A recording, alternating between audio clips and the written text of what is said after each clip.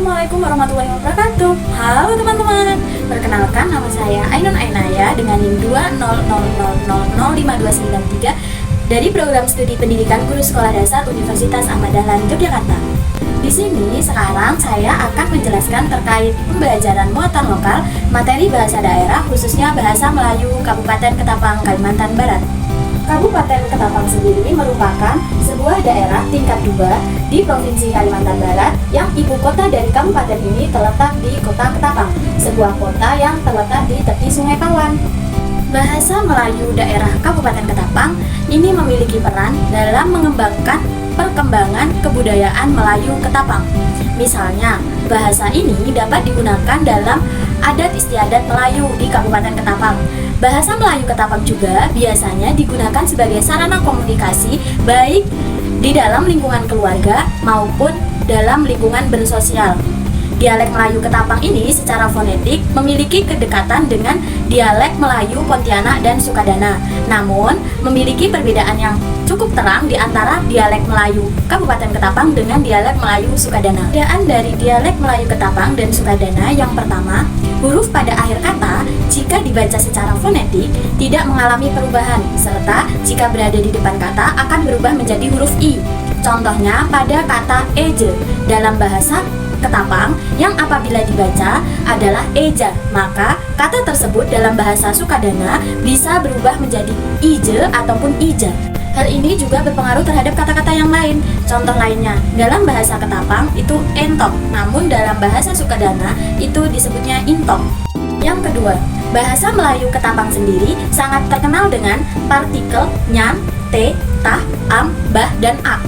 Namun, pada bahasa Melayu dialek Sukadana hanya terdapat partikel t, am, bah, tu, a, dan terdapat penekanan pada kata yang lebih dalam pada partikel t biasanya menjadi t.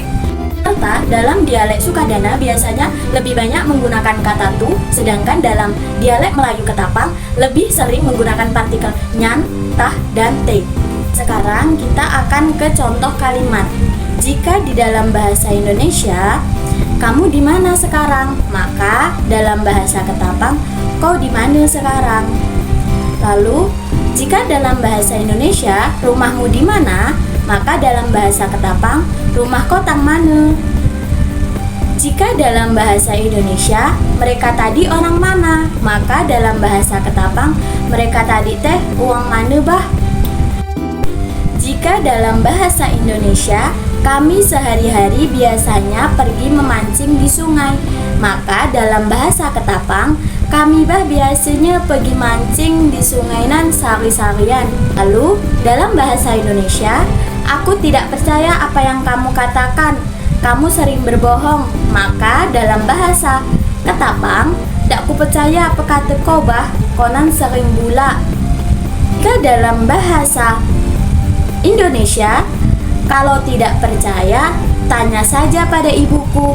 Maka dalam bahasa Ketapang, mun kau tak percaya, tanya aja sama makku. Lalu ada beberapa kosakata yang biasanya dalam bahasa Indonesia berucap A, maka dalam bahasa Melayu Ketapang diganti menjadi E. Contoh, mata dalam bahasa Melayu Ketapang menjadi mate. Betina dalam bahasa Melayu Ketapang artinya perempuan. Jagu dalam bahasa Melayu Ketapang artinya dagu. Daun dalam bahasa Melayu Ketapang artinya daun. Sayu dalam bahasa Melayu Ketapang artinya sayur. Telu, telur. Sejuk, dingin, semalam dalam bahasa Melayu Ketapang artinya kemarin. Selain kosakata tadi, penyebutan dalam keluarga juga biasanya berbeda dengan bahasa Indonesia. Bapak dalam Melayu Ketapang tetap disebut bapak. Ibu dalam Melayu Ketapang biasanya ada yang nyebut emak atau mama. Lalu alom dalam bahasa Melayu Ketapang itu artinya anak sulung. Kalau angah itu anak tengah. Usu anak bungsu, datuk kakek, nenek tetap nenek. Sebelum mengakhiri pembelajaran ini, saya mempunyai sedikit pantun. Melepas rindu ke kampung halaman, tak lupa mampir membeli durian. Terima kasih sudah mendengarkan. Apabila ada salah, mohon dimaafkan. Sekian dari saya, apabila ada kesalahan saya mohon maaf. Wabillahi taufik wal hidayah. Wassalamualaikum warahmatullahi wabarakatuh. Dadah.